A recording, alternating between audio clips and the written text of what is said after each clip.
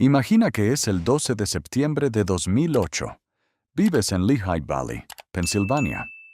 Eres un ingeniero eléctrico de 53 años que ha trabajado en la misma empresa de manufactura durante casi 2 décadas. Tienes un salario respetable. Eres propietario de una casa de 3 habitaciones, comprada en 1997, con una hipoteca convencional a 30 años, y tu esposa enseña en la escuela primaria local. Tu hija mayor acaba de comenzar su segundo año en la Universidad de Penn State. Has hecho todo exactamente como la sociedad te indicó. Conservaste tu empleo, pagaste tu hipoteca a tiempo, contribuiste a tu fondo de jubilación en cada período de pago desde 1994. No especulaste, no compraste propiedades para revender, no adquiriste valores financieros que no entendías. Confiaste plenamente en el sistema. El 15 de septiembre, Lehman Brothers se declara en bancarrota, evaporando $639 mil millones en activos y desatando el pánico global. En 6 semanas, tu fondo de jubilación pierde el 38% de su valor. En 4 meses, tu empresa anuncia despidos masivos, y en 6 meses eres uno de ellos. En un año, el valor líquido de tu casa ha caído casi un 40%, y ahora tu propiedad vale menos que la deuda que aún mantienes sobre ella. No hiciste nada malo, no cambiaste nada, no tomaste decisiones imprudentes. Pero el sistema en el que construiste tu vida entera se había estado deteriorando desde adentro durante años, antes de ese lunes de septiembre. La ruina no llegó por casualidad ni por mala suerte. El sistema financiero no está quebrado. Está operando exactamente con la precisión para la cual fue construido. Está optimizado para la extracción. La riqueza no desaparece durante un colapso económico. Simplemente se transfiere. La clase media pierde porque confía. Confía en que las reglas del juego se mantendrán constantes, y cuando esas reglas cambian repentinamente, sus activos se convierten en el costo que financia la solución de otra persona. El sistema no falla por error, falla por diseño. A lo largo de las décadas, la sociedad, los medios y el aparato financiero han enseñado a la clase media a considerar un conjunto específico de decisiones financieras como actos de extrema responsabilidad. Se les dice que estas compras representan inversión, estabilidad y progreso. Sin embargo, cuando la arquitectura financiera se fractura, estas mismas compras se revelan como trampas estructurales diseñadas para drenar tu patrimonio. Esto no es teoría, es historia documentada. Una vez que ves el patrón, no puedes dejar de verlo. Hoy vamos a realizar una autopsia forense de las 7 compras aparentemente inteligentes que garantizan la ruina financiera durante el próximo colapso, examinando cómo la matemática subyacente y los incentivos institucionales han destruido patrimonios en crisis monetarias y de deuda en todo el mundo. La primera de estas trampas estructurales es la adquisición de un automóvil nuevo mediante financiamiento a largo plazo. En la cultura de consumo moderna, comprar un vehículo directo del concesionario se enmarca como un símbolo de éxito y solvencia. Sin embargo, desde una perspectiva estrictamente matemática y económica, es un mecanismo de transferencia de riqueza desde el comprador hacia el fabricante y el prestamista. El instante en que conduces un automóvil nuevo fuera del lote, este pierde aproximadamente entre el 20 y el 30% de su valor durante los primeros 12 meses. Un vehículo de $40,000 se devalúa a $28,000 en un solo año, lo que significa que has pagado por $12,000 que se han evaporado en la depreciación. Para ocultar la brutalidad de este impacto financiero y hacer que los pagos parezcan manejables, las instituciones han extendido los plazos de los préstamos automotrices a 72 y hasta 84 meses. Esta estructura financiera garantiza que durante los primeros 2 o 3 años de propiedad, el comprador deba más dinero al banco del que vale el activo físico en el mercado secundario. Estás pagando intereses sobre una pérdida garantizada. Pero la verdadera letalidad de esta compra se manifiesta durante un colapso económico sistémico. Observemos el caso de Venezuela en el año 2016. Años antes de la aceleración del colapso, los ciudadanos venezolanos compraban vehículos nuevos a un ritmo récord, adquiriendo automóviles a crédito bajo la falsa creencia de que un bien físico duradero serviría como una reserva de valor frente a la inflación incipiente. Sin embargo, cuando la economía se contrajo drásticamente y la hiperinflación pulverizó la moneda local, el automóvil, ese símbolo de la estabilidad de la clase media, se transformó en uno de los objetos más inútiles dentro de las fronteras de la nación. Esto no ocurrió porque los motores dejaran de funcionar, sino porque todo el ecosistema y la cadena de suministro global que hace que un vehículo de combustión interna sea operativo, simplemente se desintegró. El combustible desapareció de las estaciones de servicio debido a la paralización de la capacidad de refinación nacional. Las piezas de repuesto se volvieron inalcanzables, porque las divisas extranjeras necesarias para la importación se agotaron. Y un juego básico de neumáticos nuevos llegó a costar más de lo que un ciudadano promedio podía ganar en un año entero de trabajo. Las pólizas de seguro automotriz perdieron su propósito porque las aseguradoras no podían cubrir los costos de los siniestros en una moneda que perdía poder adquisitivo cada hora. El resultado fue que decenas de miles de automóviles modernos quedaron abandonados en los garajes de Caracas y Maracaibo, intactos en su física y mecánica, pero completamente muertos en su utilidad económica. No se podían conducir por falta de combustible, no se podían reparar por falta de repuestos, y no se podían vender por un precio justo porque la liquidez del mercado había desaparecido. Y lo más destructivo de todo, el préstamo que financió ese vehículo no se evaporó con la economía. La deuda nominal permaneció exigible, mientras que la utilidad del activo había desaparecido por completo. La brecha catastrófica entre la obligación de pago que debes mantener y la utilidad nula de lo que puedes usar es el espacio exacto donde la clase media es aniquilada. La segunda compra que la sociedad define como el pináculo de la responsabilidad, pero que en un colapso actúa como un grillete financiero, es el título universitario financiado con deuda estudiantil. La narrativa cultural ha fusionado erróneamente el concepto de conocimiento con el concepto de credencialización. El conocimiento funcional, la capacidad de razonar, de reparar sistemas, de diagnosticar, siempre retendrá valor independientemente de la estabilidad del Estado. Pero un título universitario no es conocimiento puro, es una credencial institucional. Es una señal enviada a un mercado laboral específico que afirma la elegibilidad del portador para un nivel particular de compensación. Esta señalización tiene valor económico únicamente si el mercado laboral al que se dirige continúa existiendo de la forma en que existía cuando el estudiante asumió la deuda. Asume que las industrias persistirán, que la prima salarial corporativa se mantendrá constante y que el flujo de caja futuro será suficiente para servir la amortización del préstamo. Durante un colapso económico estructural, cada una de estas premisas matemáticas falla de forma simultánea. Tomemos como ejemplo histórico a la Unión Soviética. El sistema de educación superior soviético era inmenso y estaba profundamente integrado en la maquinaria de la economía planificada por el Estado. Las universidades estatales producían millones de ingenieros, científicos y burócratas ideológicos cuyos títulos garantizaban posiciones específicas dentro de la gigantesca infraestructura productiva y hospitalaria del país. Cuando la Unión Soviética se fracturó y colapsó en 1991, la economía centralizada, que otorgaba valor a esas credenciales académicas, desapareció casi de la noche a la mañana.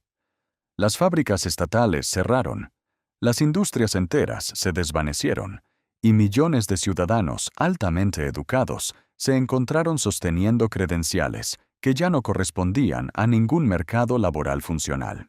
Físicos nucleares terminaron vendiendo artículos en mercados callejeros, y los ingenieros se vieron obligados a conducir taxis para sobrevivir.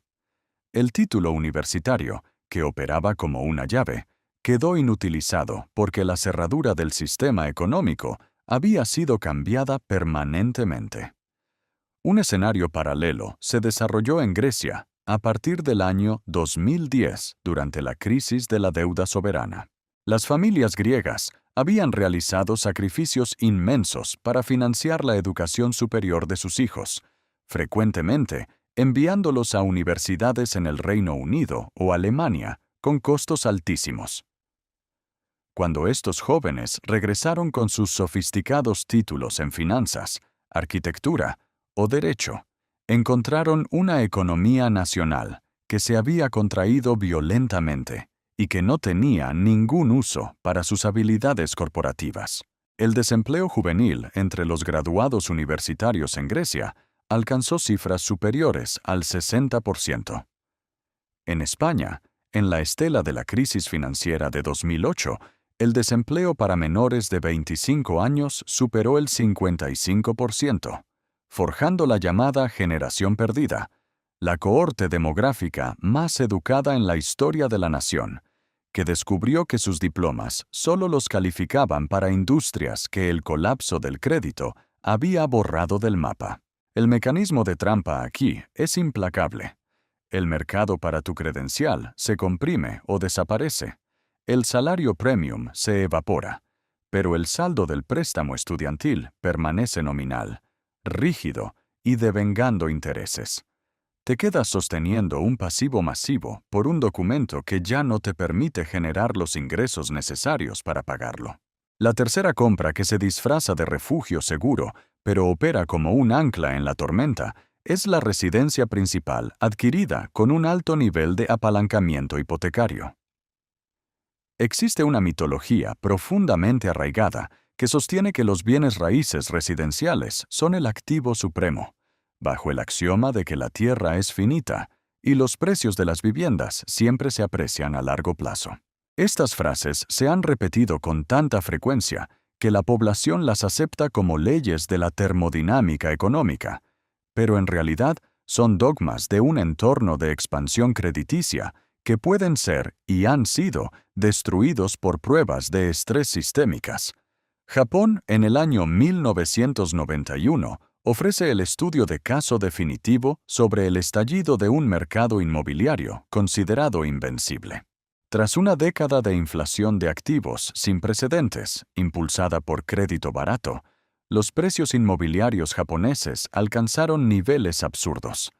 El crédito era tan abundante que las familias comunes suscribían hipotecas de 100 años, comprometiendo a múltiples generaciones a pagar por apartamentos suburbanos modestos en Tokio, bajo la premisa absoluta de que la apreciación del capital nunca se detendría. Cuando el Banco de Japón finalmente endureció la política monetaria y el crédito se contrajo, los precios no solo cayeron, sino que continuaron una espiral descendente durante más de 3 décadas.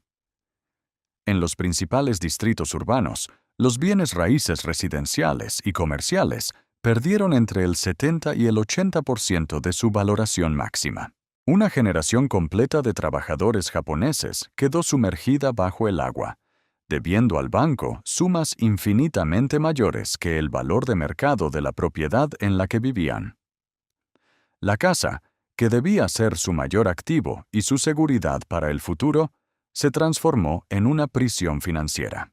No podían vender porque tendrían que cubrir la diferencia ruinosa entre el precio de venta y el saldo de la hipoteca. No podían mudarse en busca de mejores oportunidades laborales porque la deuda los ataba geográficamente.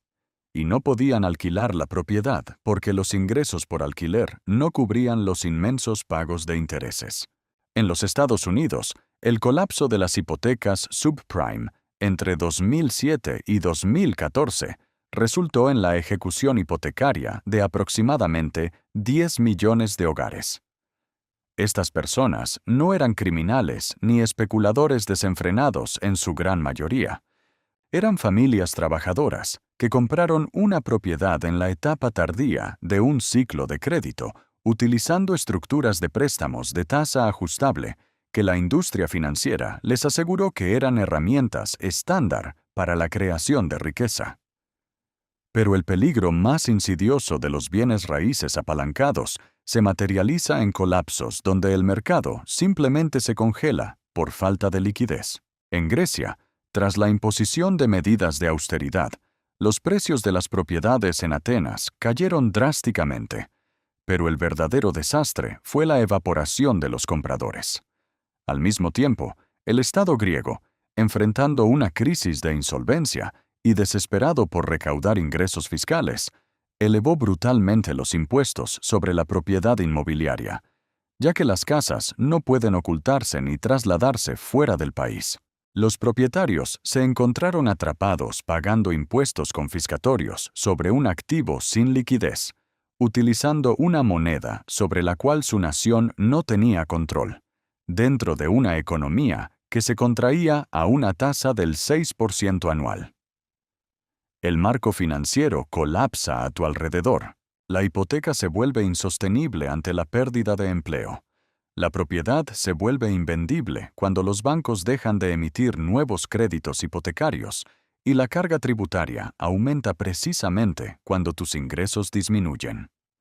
La ilusión de que el capital inmovilizado en ladrillos puede ser convertido rápidamente en efectivo de emergencia se desvanece exactamente en el momento de mayor desesperación.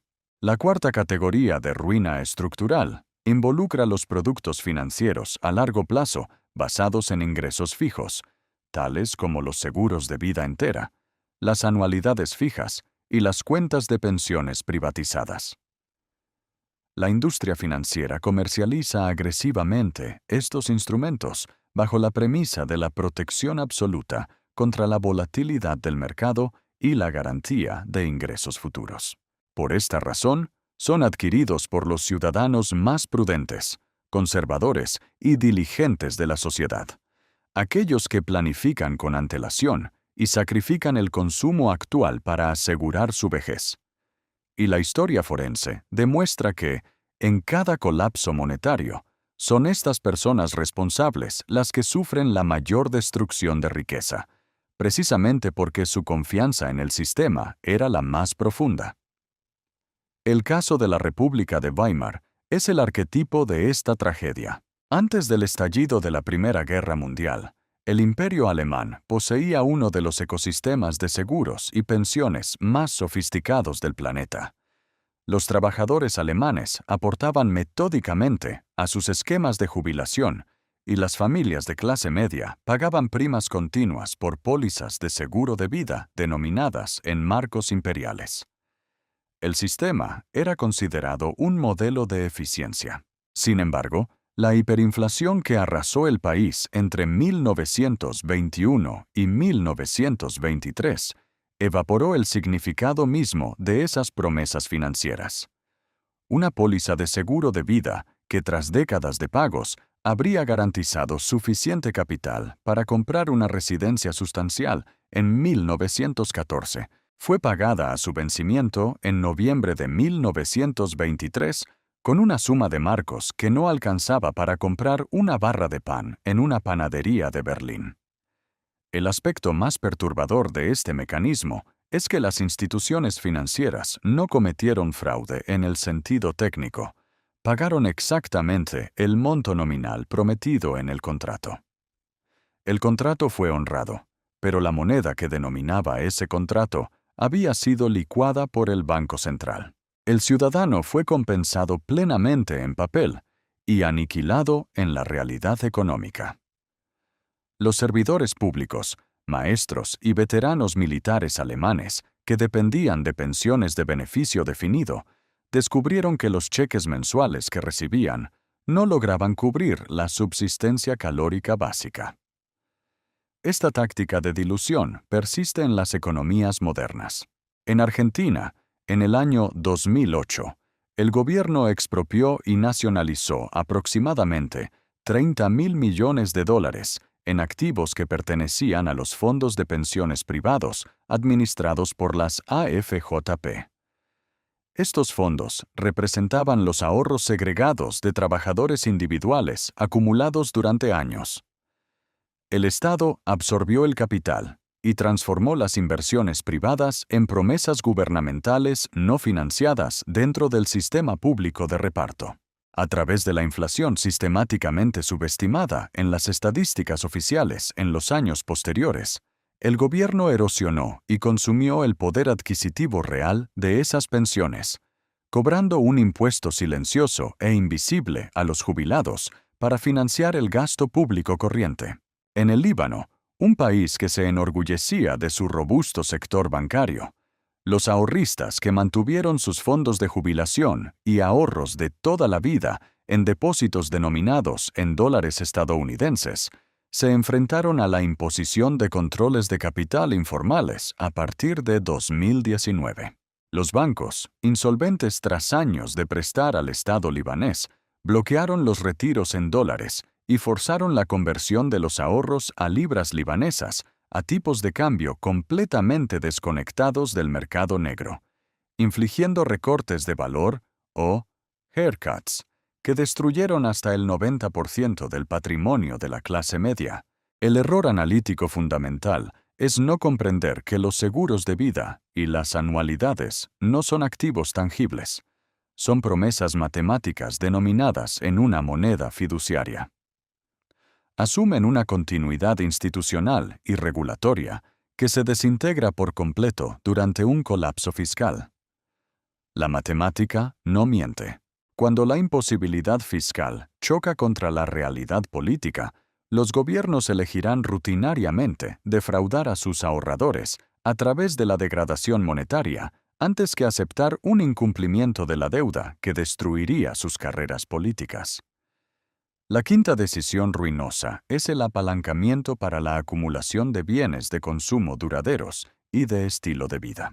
La adquisición de sistemas electrónicos sofisticados, mobiliario de diseño, remodelaciones estéticas de alto costo y tecnología recreativa utilizando tarjetas de crédito o esquemas de pago a plazos revela la patología central de las economías de consumo. La creencia de que el nivel de consumo material equivale a las solidez financieras. Existe la percepción de que si puedes aprobar el crédito para comprar un gran televisor de pantalla plana, el sistema macroeconómico subyacente debe ser saludable. Sin embargo, la historia forense del comportamiento del consumidor en entornos hiperinflacionarios expone la inutilidad de esta estrategia. En Zimbabue, entre 2007 y 2008, mientras la inflación se aceleraba hacia tasas astronómicas del 79.000 millones % mensual, se desató un pánico de consumo donde los ciudadanos compraban frenéticamente cualquier bien físico disponible en los estantes. La lógica dictaba que un objeto tangible, sin importar cuán innecesario fuera, retendría más valor que el dólar de Zimbabue, que se depreciaba por horas. Sin embargo, la realidad de la entropía demostró lo contrario. Los electrodomésticos fallaban y no existían piezas de repuesto en un país que no podía financiar importaciones. Los dispositivos electrónicos se averiaban y los técnicos capacitados habían huido cruzando las fronteras. La ropa se rasgaba y la industria manufacturera nacional había colapsado. El capital invertido en estos bienes fue consumido por el uso. Y cuando dejaron de funcionar, no dejaron ningún valor residual, ningún mercado secundario y ninguna forma de intercambiar un lavavajillas descompuesto por antibióticos o harina de maíz. En el Líbano, la clase media profesional había acumulado una cantidad sustancial de deuda de consumo, financiando renovaciones de cocinas y viajes mediante préstamos personales e hipotecas atadas al dólar o a la lira bajo un régimen de tipo de cambio fijo. Al romperse la paridad cambiaria, los salarios libaneses perdieron más del 90% de su valor internacional. Las facturas de las tarjetas de crédito seguían llegando exigiendo pagos, pero los ingresos para satisfacer esas deudas se habían evaporado. Los sofás de diseño y los equipos estéreo acumulaban polvo, depreciándose velozmente en un mercado local donde nadie tenía la capacidad adquisitiva para comprarlos de segunda mano, resultando ser objetos que consumían espacio y atención, pero que eran completamente inútiles para resolver la crisis inmediata de asegurar alimentos o combustible. Los bienes de consumo ostentosos adquiridos a crédito actúan como pesos muertos. Anclan tu movilidad geográfica cuando necesitas escapar y te obligan a servir una deuda por un objeto cuyo valor de liquidación es cercano a cero en un entorno de pánico. La sexta trampa en la que cae la clase media próspera es la adquisición de propiedades vacacionales o bienes raíces de lujo puramente especulativos. A diferencia de las tierras agrícolas que producen calorías esenciales que mantienen su valor intrínseco, porque la demanda biológica de alimentos es inelástica, independientemente del valor de la moneda fiduciaria, los bienes raíces vacacionales son un lujo sustentado en los ingresos discrecionales del estrato superior de la sociedad. Volvamos al estudio de Argentina durante el colapso del año 2001 y el infame corralito. Supongamos que una familia compró una pequeña cabaña vacacional en las montañas de Mendoza a fines de la década de los 90, bajo la falsa premisa de que diversificar en bienes raíces recreativos los protegería de la volatilidad financiera. Cuando el sistema bancario fue congelado por decreto gubernamental en diciembre y el peso se despegó del dólar estadounidense, perdiendo rápidamente el 70% de su valor, la demanda de propiedades vacacionales cayó a cero absoluto. Nadie en una nación que experimenta disturbios civiles y confiscación de depósitos está buscando adquirir una casa de fin de semana para esquiar o catar vinos. El valor de mercado de esa propiedad en términos de dólares colapsó en un 60% casi instantáneamente. Peor aún, la propiedad no se puede simplemente abandonar sin consecuencias legales. Sigue devengando impuestos municipales. Exige costos de mantenimiento estructural para no convertirse en una ruina, y requiere pagos por servicios de seguridad para evitar usurpaciones o saqueos. En lugar de actuar como un activo refugio, la casa vacacional se transformó en un centro de costos agresivo, una herida financiera que sangraba liquidez preciosa mes a mes de una familia que ahora luchaba por acceder a efectivo básico para comprar suministros en Buenos Aires. Los inmuebles de lujo, las propiedades recreativas y los condominios especulativos de alta gama son históricamente las primeras clases de activos que se intentan liquidar cuando la riqueza de la población es destruida o bloqueada. Como resultado, el mercado se inunda de vendedores desesperados exactamente en el instante en que los compradores desaparecen, convirtiendo estos activos en pasivos y líquidos que consumen recursos de mantenimiento mientras su valor de mercado converge hacia cero. La séptima y más trágica de las compras que garantizan la ruina es la inyección de capital excedente en cuentas de jubilación o vehículos de inversión estrictamente regulados por el Estado, donde el capital queda atrapado y no puede ser movilizado sin permisos burocráticos o penalizaciones severas. Las cuentas con ventajas impositivas, los planes 401(k), las cuentas IRA o cualquier estructura de fondo de pensiones que restringe la liquidez inmediata son presentadas como el epítome de la planificación financiera responsable. La vulnerabilidad estructural aquí no radica necesariamente en el tipo de acciones o bonos que el fondo mantiene, sino en el cerco legal que rodea la cuenta en sí. Cuando tu capital está atrapado detrás de una barrera temporal, cuando enfrentas sanciones fiscales del 10 o 20% por retiros anticipados, o cuando debes esperar hasta alcanzar una edad de jubilación legalmente estipulada para acceder a los frutos de tu trabajo, has transferido de forma voluntaria la opcionalidad y el control de tu destino económico a la clase política del Estado. Has acordado jugar un juego financiero cuyas reglas el gobierno tiene el poder absoluto de cambiar a mitad de la partida, y la historia demuestra de manera inequívoca que, frente a la insolvencia fiscal, los estados siempre cambian las reglas. El patrón de confiscación y conversión forzada de capitales atrapados es denso y moderno. En Hungría, en el año 2010, el gobierno, enfrentando presiones presupuestarias severas, efectivamente nacionalizó la industria de los fondos de pensiones privados.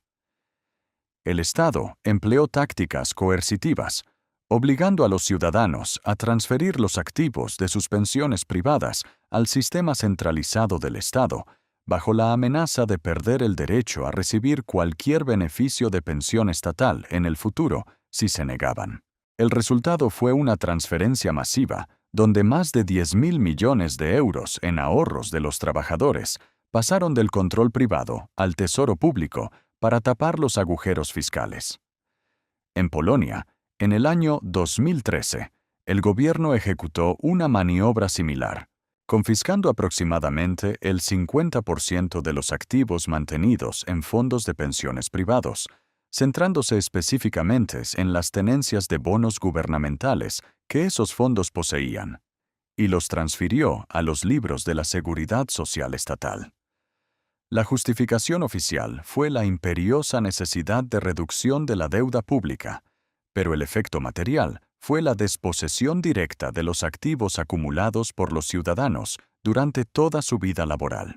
En Irlanda, en medio de la debacle bancaria posterior a 2008, el gobierno instituyó un gravamen obligatorio sobre los activos de los fondos de pensiones privados, confiscando un porcentaje del ahorro de los trabajadores para financiar el gigantesco plan de rescate de los bancos comerciales insolventes. Los ciudadanos irlandeses que creían que sus fondos de jubilación estaban blindados en cuentas privadas descubrieron brutalmente que la inviolabilidad de la propiedad privada es una ficción legal cuando la continuidad del Estado o del sistema bancario primario está en riesgo. Al colocar la mayor parte del patrimonio en vehículos donde no puedes responder ágilmente a condiciones macroeconómicas cambiantes, te conviertes en un objetivo estacionario en el tablero de ajedrez financiero, y la historia indica que los objetivos estacionarios son invariablemente los que absorben el costo de la reestructuración del déficit estatal. El Estado prefiere confiscar o gravar retroactivamente el capital cautivo de sus propios ciudadanos antes de anunciar un default formal a los mercados internacionales de bonos. El sistema no falla por error, falla por diseño.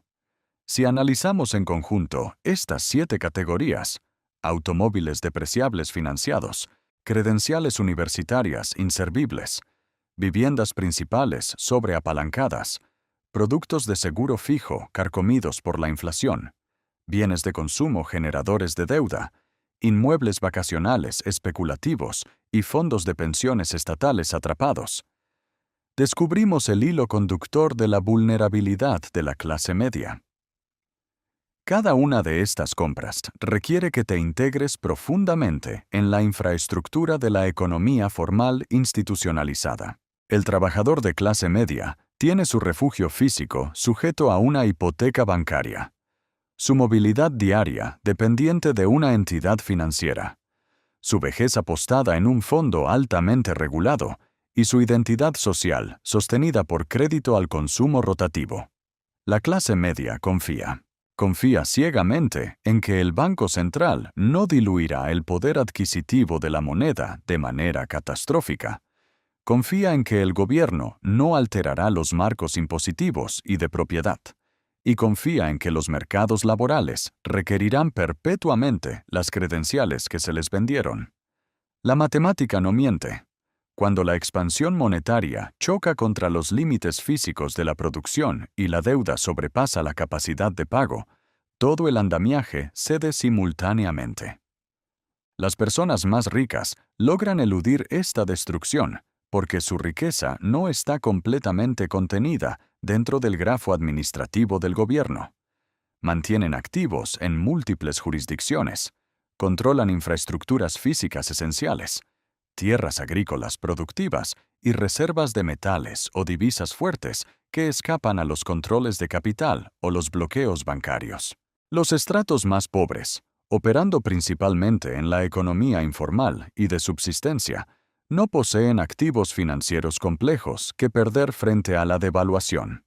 Es la clase media, que aceptó las reglas del juego financiero, asumiendo que el sistema jugaría limpio, la que es devorada para recapitalizar los balances en rojo del sistema. El sistema te premia por aumentar tu exposición y dependencia durante las fases de expansión crediticia, y luego te castiga confiscando tu liquidez exactamente a través de los mismos canales institucionales en la fase de colapso. La transferencia silenciosa de la riqueza es un patrón que ya está operando a tu alrededor en este mismo instante. El colapso raras veces es un evento singular y explosivo que domina los titulares en un martes por la tarde. Más bien, es una degradación administrativa y constante del poder adquisitivo.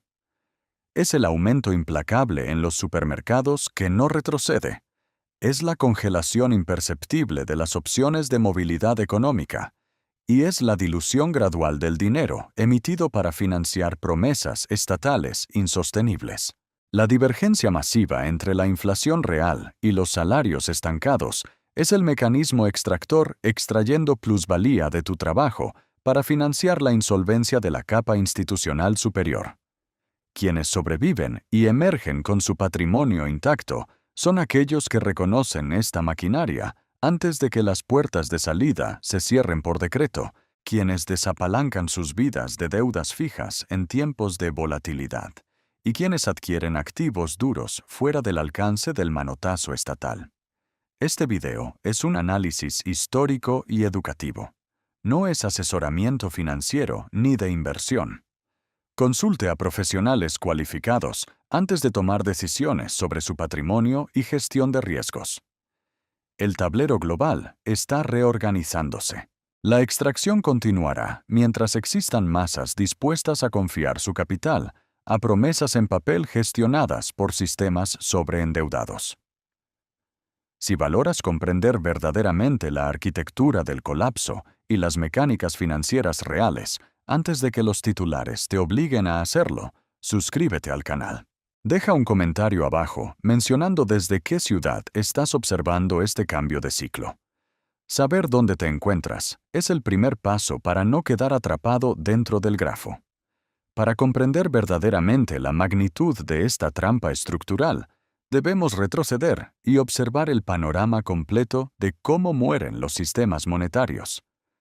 Esto no es teoría, es historia documentada. Los sistemas financieros no mueren en explosiones cinematográficas de la noche a la mañana.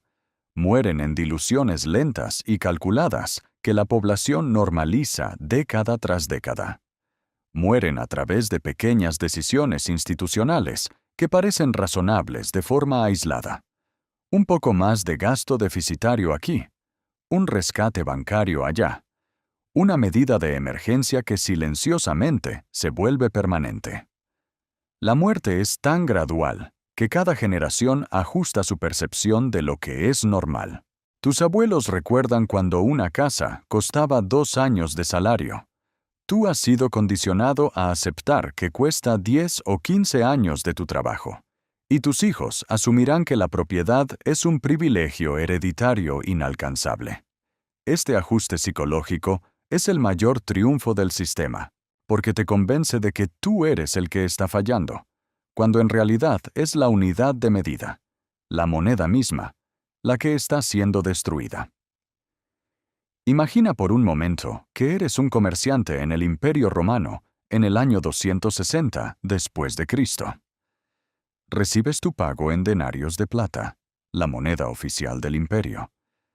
Pero notas algo extraño. Las monedas son más ligeras, suenan diferente al caer sobre la mesa, y al raspar la superficie, descubres que solo hay una fina capa de plata sobre un núcleo de bronce barato.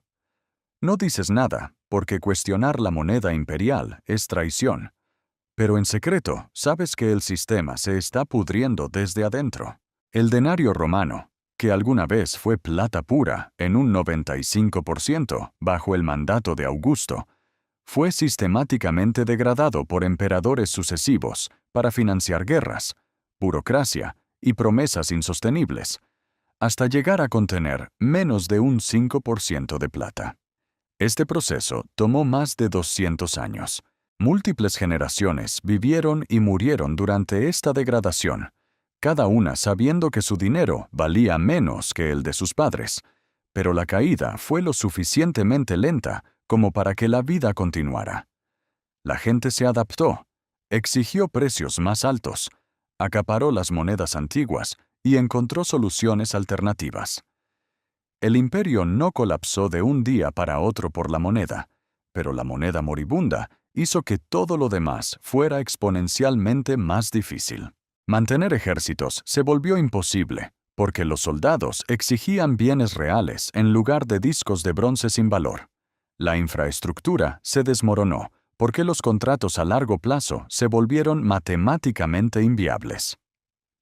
Esta misma secuencia de degradación se repitió con la libra francesa en el siglo XVIII, que culminó en la emisión de asignados de papel que perdieron el 99% de su valor, precipitando la Revolución Francesa, la cual no fue solo un evento político, sino el resultado de un sistema fiscal que había llegado a un callejón sin salida matemático. Se repitió con la libra esterlina británica, que pasó de ser la moneda de reserva global indiscutible, tan buena como el oro, a sufrir devaluaciones crónicas y requerir un rescate humillante del Fondo Monetario Internacional en 1976. Y está ocurriendo hoy con una precisión aritmética que aterrorizaría al ciudadano promedio si se le permitiera ver los libros de contabilidad sin el filtro de las relaciones públicas gubernamentales. La matemática no miente. Cuando los gobiernos gastan estructuralmente más de lo que pueden extraer a través de impuestos, y cuando la deuda acumulada alcanza niveles donde los pagos de intereses consumen una porción paralizante del presupuesto nacional, solo existen tres salidas posibles. La primera es el incumplimiento explícito de la deuda, una opción políticamente suicida que destruiría el acceso del país a los mercados de crédito. La segunda es la austeridad extrema, recortando drásticamente el gasto social y elevando los impuestos a niveles confiscatorios, lo cual invariablemente genera disturbios civiles y derroca gobiernos. La tercera opción, y la que la historia nos enseña que siempre se elige, es la inflación.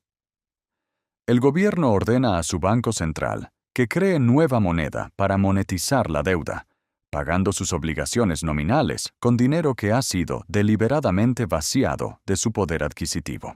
Es un impuesto invisible, un repudio silencioso de la deuda que nadie tiene que votar en el Congreso y que siempre recae de manera desproporcionada sobre la clase media. El sistema no falla por error, falla por diseño. Los beneficiarios principales de esta degradación monetaria son siempre los deudores más grandes, comenzando por el propio gobierno, seguido por las corporaciones sobreapalancadas y los individuos inmensamente ricos que utilizan deuda de tasa fija para adquirir activos productivos. Si debes millones de dólares y el Banco Central devalúa la moneda en un 10%, acabas de ser perdonado de una fracción masiva de tu deuda en términos reales. Las élites financieras no temen a la inflación. La utilizan como una herramienta de transferencia de riqueza.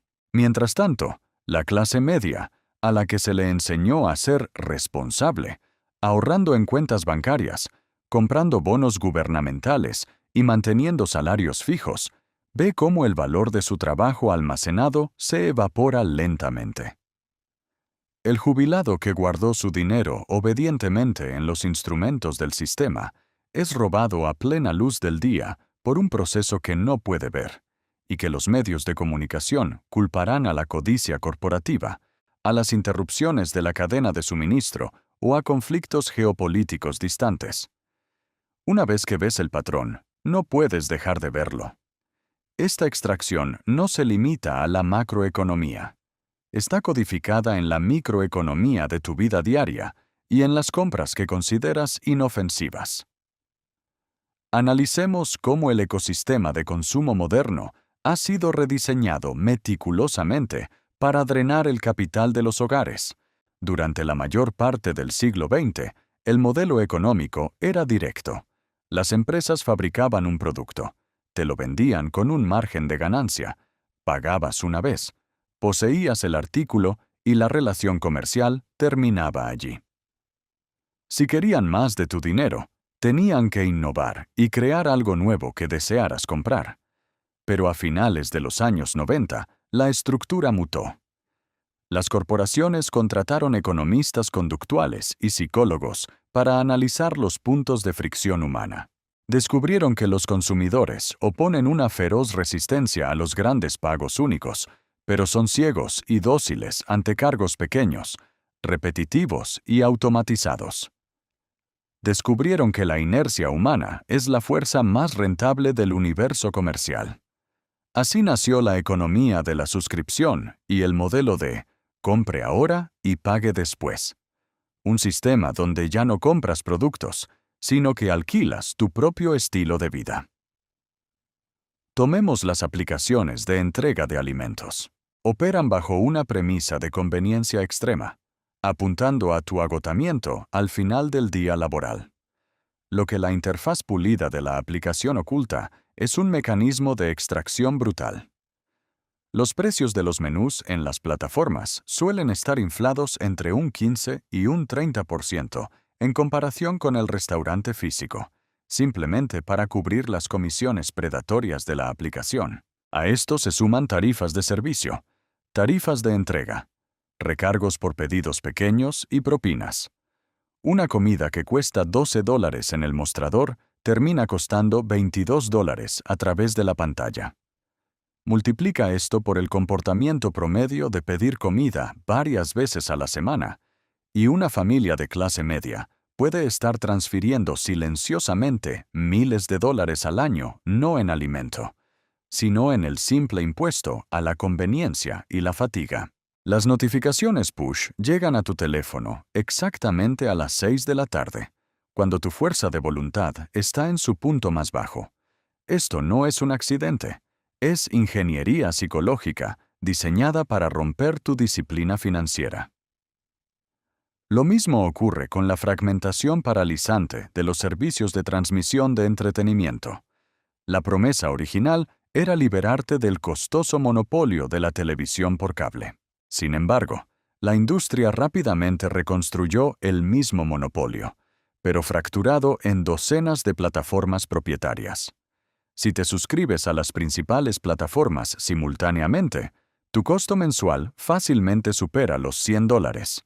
El verdadero genio oscuro de este modelo radica en lo que los economistas llaman el sesgo de tarifa plana. Los consumidores sobreestiman masivamente cuánto usarán un servicio y subestiman con qué frecuencia olvidarán que están pagando por él. La fricción de recordar las contraseñas, navegar por múltiples pantallas de retención diseñadas para inducir culpa y hacer clic en confirmaciones oscuras supera la motivación para cancelar un cargo de $15. Las corporaciones saben esto. Modelan matemáticamente tu fatiga de cancelación. Saben que un porcentaje masivo de sus ingresos proviene de suscriptores zombies, que no consumen el producto, pero continúan pagando la tarifa mensual. Estás financiando la capitalización de mercado de gigantes tecnológicos simplemente porque estás demasiado cansado para auditar los extractos de tu tarjeta de crédito. Incluso los actos más básicos de supervivencia, como la compra de alimentos, han sido armados en tu contra mediante la inflación estructural. Si comparas un recibo de supermercado del año 2019 con uno actual, notarás que tu cuenta se ha duplicado, aunque tu carrito de compras esté más vacío.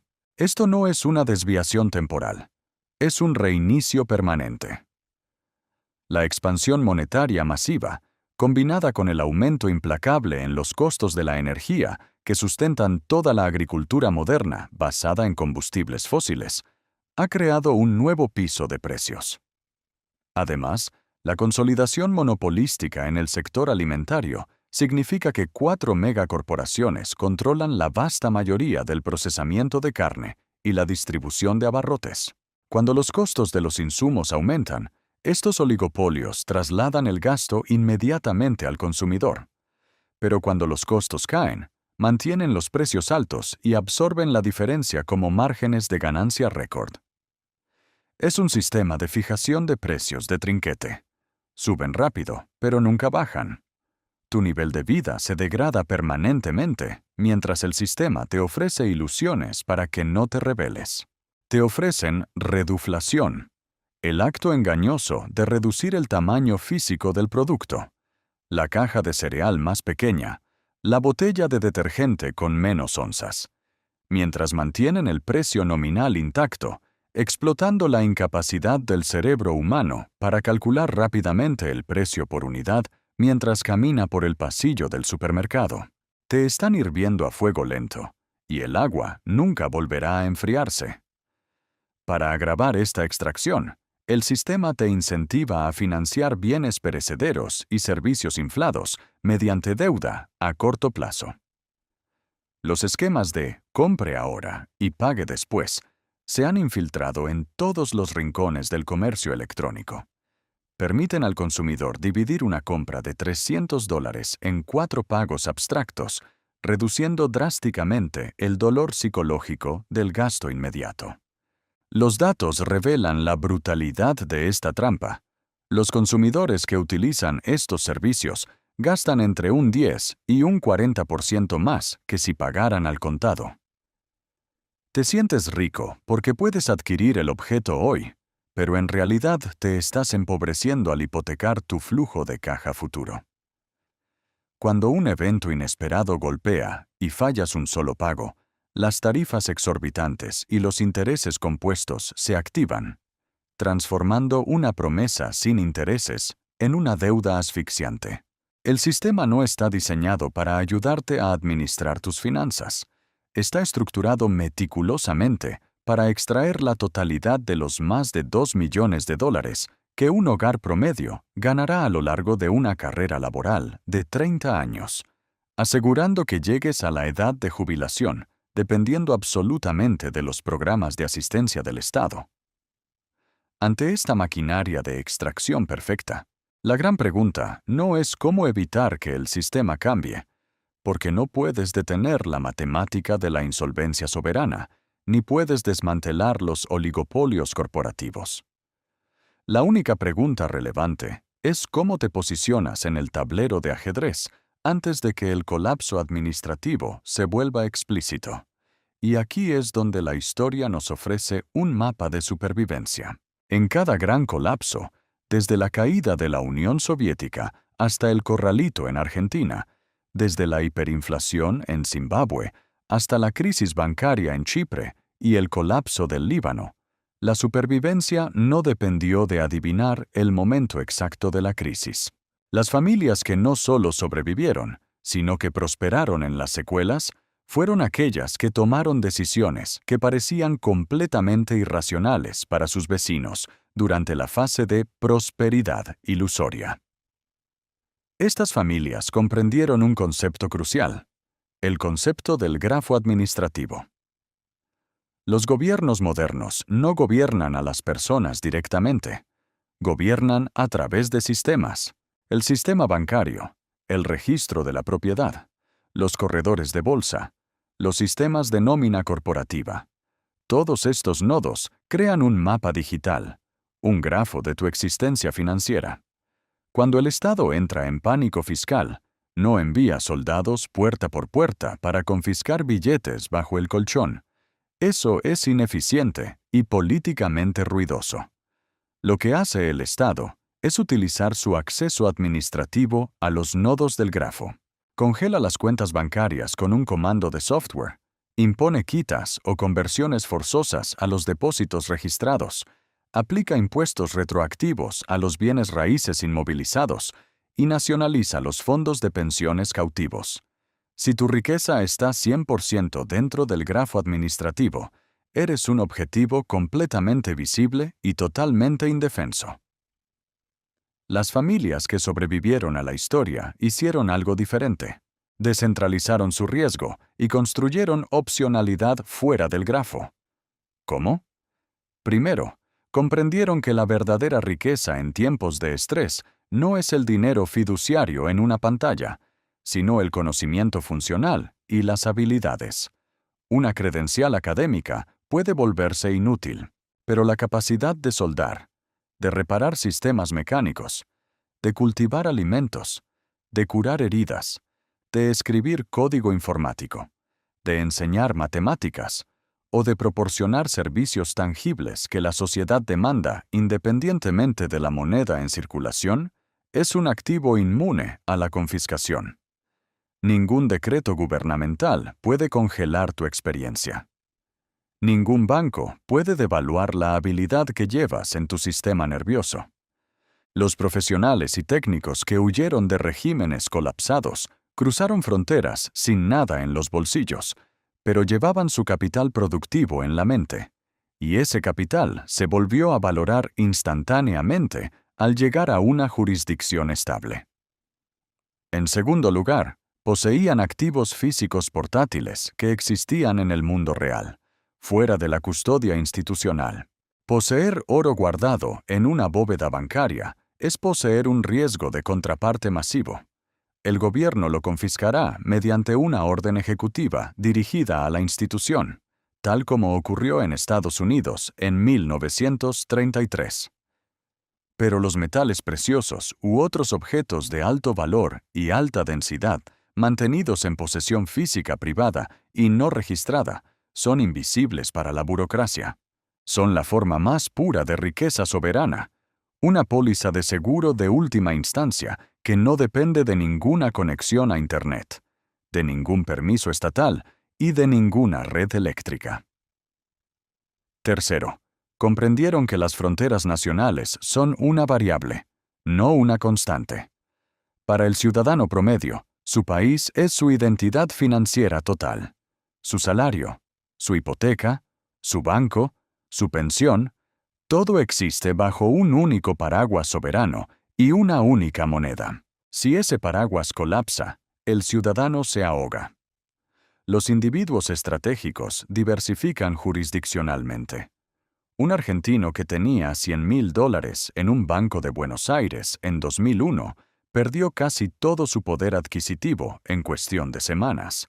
Un argentino que había transferido esos mismos $100,000 a una cuenta en Montevideo, Uruguay, a solo un viaje en ferry de distancia, cruzando una línea imaginaria en el mapa, no perdió absolutamente nada. Las leyes de control de capital y conversión forzosa, dictadas en la Casa Rosada, no tenían jurisdicción sobre los servidores bancarios del país vecino.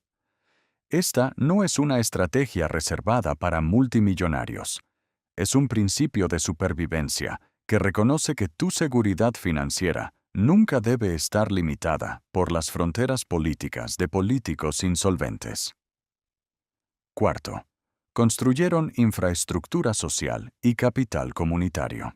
Cuando el sistema macroeconómico implosiona, los contratos legales, los tribunales y las garantías bancarias dejan de funcionar.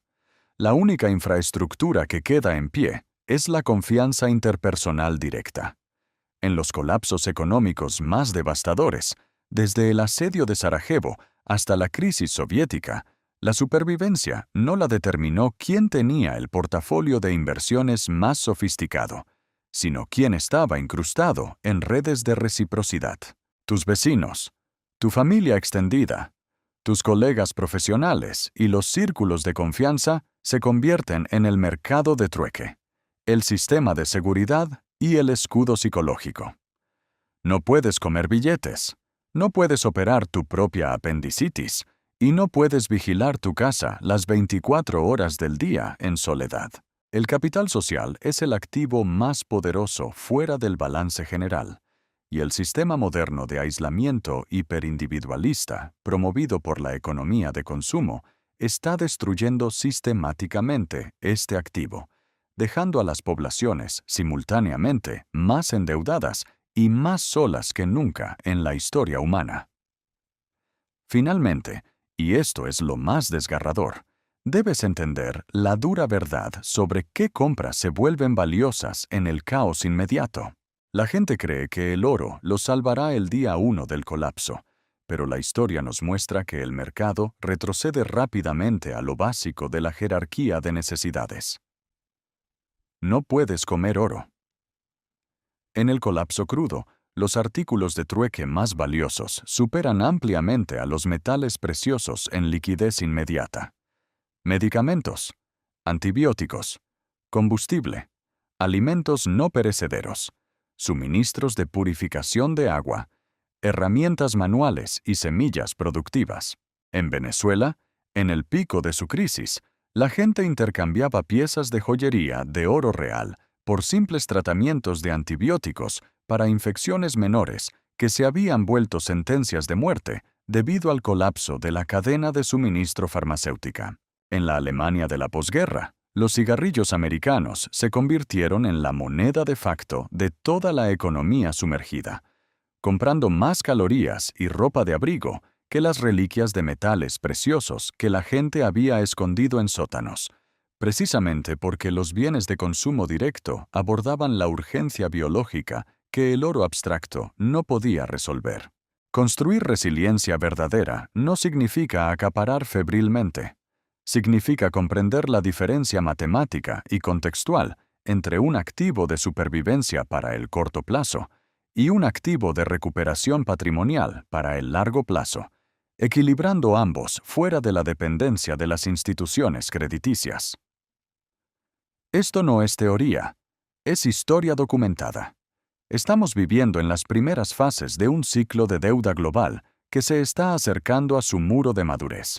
Cuando veas que los gobiernos imprimen billones para tapar los déficits operativos, cuando observes cómo los precios de la energía y los alimentos básicos se clavan en un trinquete ascendente que nunca baja, y cuando te ofrezcan la gran oportunidad de financiar un bien de consumo banal a 80 meses de plazo, debes saber que no estás presenciando una anomalía. Estás presenciando la ejecución metódica del libro de jugadas de la extracción financiera. El sistema te está pidiendo que te apalanques, que asumas riesgos fijos, que confíes tu futuro a promesas de papel y que ignores las lecciones sangrientas de cada clase media que ha sido triturada por este mecanismo en los últimos 100 años. La advertencia está dada. La ignorancia, a estas alturas, es una elección que la historia no perdonará. No puedes desmantelar el sistema, pero puedes decidir de manera rotunda no ser el combustible que alimenta su motor de insolvencia. Las familias que salen victoriosas del otro lado de las grandes crisis económicas son aquellas que soportaron el costo social de parecer ridículas, paranoicas y demasiado cautelosas durante los años de la burbuja y el exceso crediticio. Prefirieron la tranquilidad inquebrantable de no tener deudas y la robustez de los activos tangibles sobre la falsa prosperidad de los vehículos de lujo a crédito y las ilusiones de papel. Entendieron que la liquidez real y la opcionalidad absoluta son el verdadero poder, permitiendo moverse, negociar y actuar cuando el resto del mundo entra en pánico bajo el peso de sus hipotecas y la congelación de sus fondos de retiro. Este video es un análisis histórico y educativo. No es asesoramiento financiero ni de inversión. Consulte a profesionales cualificados antes de tomar decisiones sobre su patrimonio y gestión de riesgos. El tablero global está reorganizándose con una violencia matemática innegable. La extracción estructural continuará, cínica e implacable, mientras existan masas dispuestas a confiar su capital a promesas en papel gestionadas por sistemas irremediablemente sobreendeudados. Si valoras comprender verdaderamente la arquitectura del colapso y las mecánicas financieras reales antes de que los titulares de las noticias te obliguen a hacerlo a la fuerza, suscríbete al canal. Deja un comentario abajo mencionando desde qué ciudad estás observando este brutal cambio de ciclo. Saber con precisión dónde te encuentras posicionado hoy es el primer paso indispensable para asegurar que tu patrimonio no quede atrapado y devorado dentro del grafo administrativo del mañana.